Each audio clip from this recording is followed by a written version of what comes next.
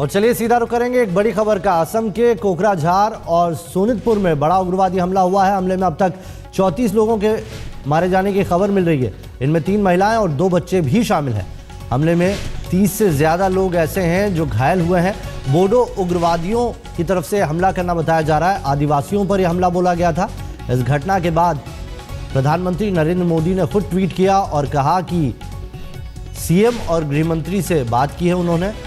साथ ही राजनाथ सिंह कल असम के दौरे पर जा रहे हैं। असम के सोनितपुर जिले के डेकियाजुली, रंगपारा, छेलामारा और विश्वनाथ इलाके में इस घटना के बाद कर्फ्यू लगा दिया गया है। मोदी ने असम हमले पर ट्वीट किया है और निंदा की इस घटने की। और चलिए इस खबर पर बात करने के लिए मनुग्या लोईवाल हमारे साथ जुड़ गए। सीधा उन्हीं का रुख करेंगे। मनुग्या, अभी क्या स्थिति है? स्थिति बहुत ही तनावपूर्ण है और साथ ही ये भी कयास लगाए जा रहे हैं कि कर्फ्यू को कंटिन्यू रखा जाएगा। कल गृह मंत्री दौरे पर जाएंगे और वो पूरी तरह से मॉनिटर करेंगे सिचुएशन को। साथ ही साथ प्रधानमंत्री नरेंद्र मोदी ने भी साफ कर दिया है कि वो इस पूरी घटना से काफी दुखी है और सरकार ने इसको काफी सीरियसली लिया है और आने वाले दिनों में हर तरह की कवायद की जाएगी इस बोडो मिलिटेंसी को काबू पर लाने के लिए। ऐसा भी माना जा रहा है कि 3 कंपनियां आर्मी की तैनात की गई हैं, उन्हें स्टैंड बाई पे रखा गया है। अगर जरूरत पड़ी तो उन्हें तैनात किया जाएगा, फ्लैग मार्चिंग करवाई जाएगी। फिलहाल सिर्फ कर्फ्यू लगाया गया है। जितने भी घायल हैं उन्हें अस्पताल में भर्ती किया गया है। बरपेटा सबसे नियरेस्ट अस्पताल है, वहां पर उन्हें सबको भर्ती कराया गया है। अधिकतर मरने वालों में महिलाएं और बच्चे शामिल हैं और ऐसा माना जा रहा है कि ये जो अटैक हुआ है ये बहुत ही प्लान्ड अटैक था, क्योंकि 7 बजे के आसपास जब लोग अपने गाँव में अपने घरों में रहते हैं, सर्दी का मौसम है, खास तौर से घर को लौटते हैं, उस समय अटैक कंडक्ट किया गया है। एक प्लान्ड अटैक है और आज सुबह ही तरुण गोगोई ने ये साफ कहा था कि जो संभव एफर्ट हो वो लिया जाएगा हर तरह से इस तरह की मिलिटेंसी एक्टिविटी को कंट्रोल करने के लिए। लेकिन ऐसे में इस तरह का अटैक एक पूरी तरह से बदले की राजनीति से किया गया अटैक माना। आदिवासियों को टारगेट करने के पीछे कोई खास मकसद? फिलहाल ये बताया जा रहा है कि जिस तरह से राज्य सरकार ने कहा था कि वो सुबह से ही उन्होंने ऐलान कर दिया था कि अब वो ऑफेंसिव जाएंगे और साथ ही साथ जितना पॉसिबल एक्शन होगा वो लेंगे।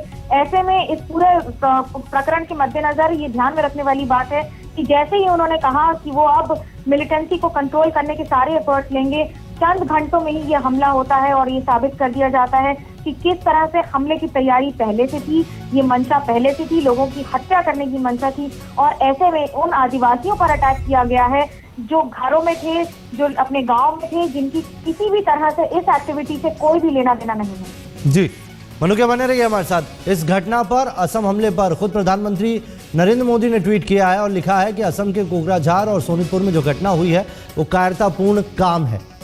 साथ ही हमले में मारे गए लोगों के परिवार वालों के साथ हम प्रार्थना करते हैं, ये लिखा है प्रधानमंत्री नरेंद्र मोदी ने अपने ट्वीट में। साथ ही उन्होंने ये भी कहा है कि उन्होंने असम के सीएम और गृह मंत्री से भी इस मसले पर खुद बात की है और राजनाथ सिंह कल असम जाएंगे, ये भी ब्यौरा दिया है। चलिए मनोज्ञा जुड़ी हुई। मनोज्ञा, प्रधानमंत्री ने खुद सीएम और गृह मंत्री से बात की है, कुछ मिल पाया? क्या बात हुई है?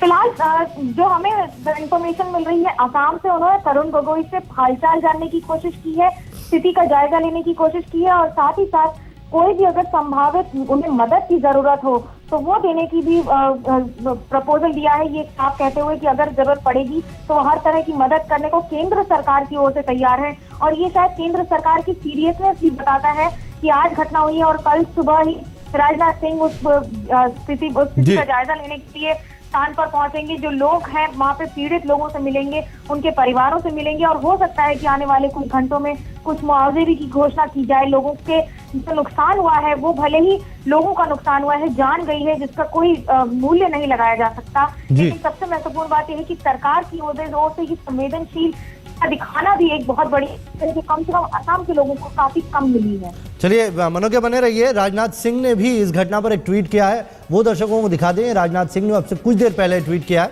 मैं एनडीएफबी उग्रवादियों के हमले की कड़ी निंदा करता हूं। राजनाथ सिंह ने खुद ये ट्वीट किया अब से कुछ देर पहले। निर्दोष लोगों की हत्या किसी भी तरह से जायज नहीं है, ये लिखा है उन्होंने।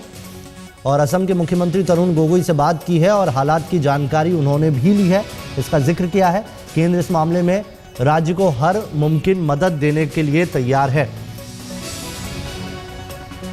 और खुद राजनाथ सिंह कल जा भी रहे हैं। राजनाथ सिंह उस जगह पर जाएंगे जहां पर ये पूरी घटना हुई है। केंद्र की तरफ से हाथ खोल दिए गए हैं, हर संभव मदद देने की बात की जा रही है मनोज्ञा।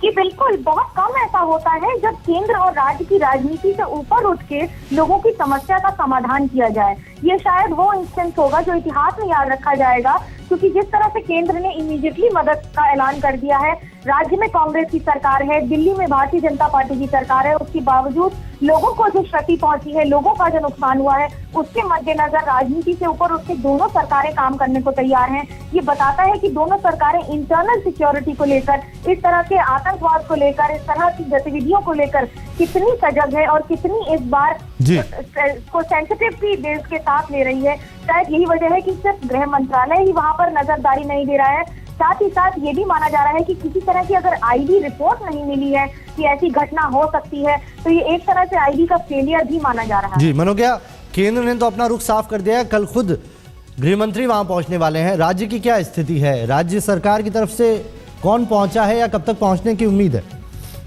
राज्य की सरकार की ओर से हमें बताया जा रहा है कि डीजीपी के साथ साथ कई आला अधिकारी कल सुबह की रवानगी लेंगे और स्थिति का जायजा वहां पहुंचेंगे, स्थान पर लोगों से मिलेंगे और साथ ही साथ आश्वासन देंगे कि इस तरह की घटनाएं जितनी कम हो सके उतना संभव किया जा सके। लेकिन ये सिर्फ आश्वासन ही होगा, क्योंकि हमने देखा है कि अभी तक असम में जिस तरह से एनडीएफ भी काम कर रहा है या बाकी सारे बोडो मिलिटेंट ऑर्गेनाइजेशंस काम कर रहे हैं, ये काफी एक्टिव रहे हैं, हर बार इलेक्शन में के पहले एक्टिव रहे हैं।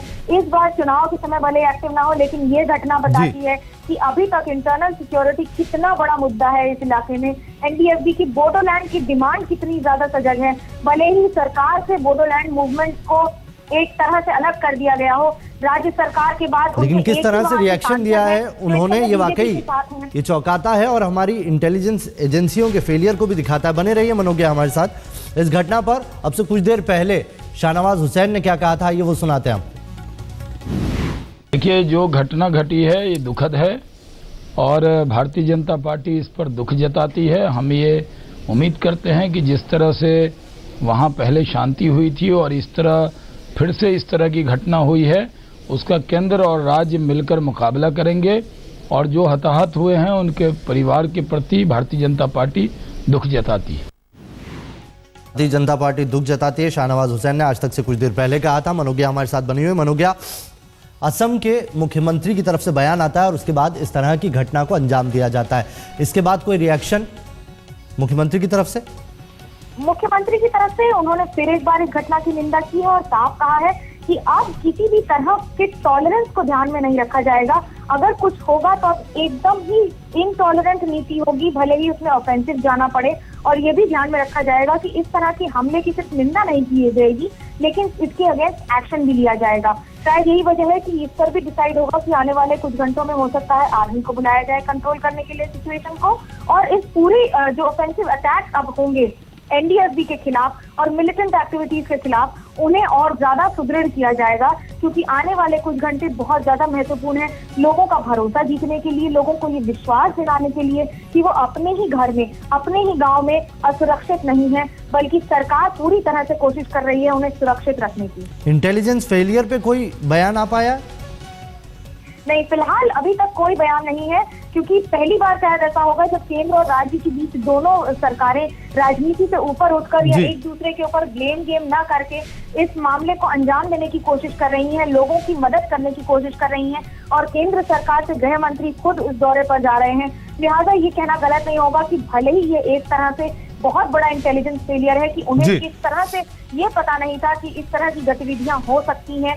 अगर इंटेलिजेंस ब्यूरो वहां पर मौजूद है, स्टेट इंटेलिजेंस ब्यूरो मौजूद है, तो दोनों में से किसी ने भी, न सेंट्रल आईबी न स्टेट आईबी ने ये इंफॉर्मेशन क्यों नहीं पास ऑन की कि इस तरह की कोई घटना हो सकती है। और खास तौर से चीफ मिनिस्टर के अनाउंस करने के कुछ घंटों बाद ये घटना काफी बड़ा सवाल उठाती है पूरे इंटेलिजेंस नेटवर्क। बहुत बहुत शुक्रिया मनोज्ञा हमारे साथ जुड़ने के लिए और तमाम जानकारी देने के लिए। प्रधानमंत्री नरेंद्र मोदी ने खुद इस पूरे घटना पर शोक व्यक्त किया। उन्होंने ट्वीट करके कहा है कि एक कायरतापूर्ण काम है, कोकराझार और सोनितपुर में जो भी हुआ है वो कायरतापूर्ण है। हमले में मारे गए लोगों के साथ, उनके परिवार वालों के साथ उनकी पूरी भावना है, वो उनके साथ जुड़े हुए हैं। और साथ ही उन्होंने खुद असम के मुख्यमंत्री और गृह मंत्री से प्रधानमंत्री ने खुद बात की है और ये भी अपने ट्वीट में लिखा है कि राजनाथ सिंह कल जा रहे हैं असम और हालात का जायजा लेंगे, जो संभव मदद होगी वो पूरी तरह से केंद्र करेगा। और केंद्र और राज्य के बीच में एक अच्छा यहां पर तालमेल दिखाई दे रहा है। घटना पर किस तरह से राजनीति से उठकर केंद्र खुद एक्टिवली पार्ट कर रहा है इसमें।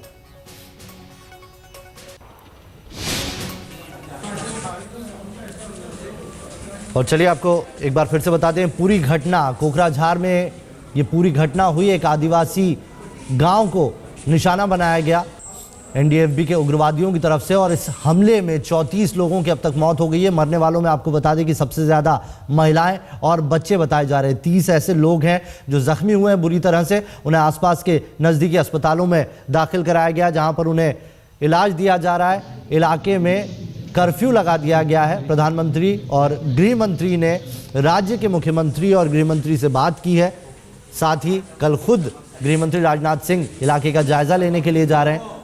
आपको बता दें कि असम के सोनितपुर जिले के डेकियाजुली, रंगापारा, छेलामारा और विश्वनाथ वो इलाका है जहां पर कर्फ्यू लगा दिया गया। राजनाथ सिंह का क्या कहना है, ट्वीट करके उन्होंने जानकारी दी, वो आपको बता रहे हैं हम।